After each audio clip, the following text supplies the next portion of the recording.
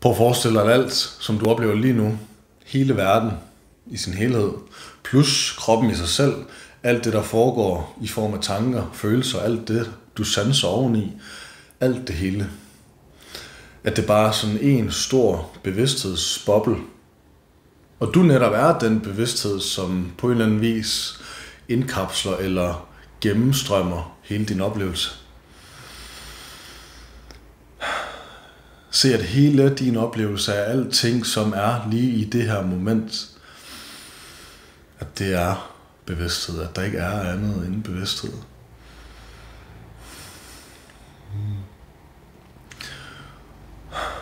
Og at oplevelse i sig selv netop er lavet af den her aktivitet og den bevidsthed, som vi alle sammen er. Og at ved at anskue på den her måde, selvom det måske bare er en lille legende øvelse, at det bringer sådan en kæmpe stor fred, der gennemstrømmer alt, og at du egentlig ser dig selv i alt. Ja. Ja.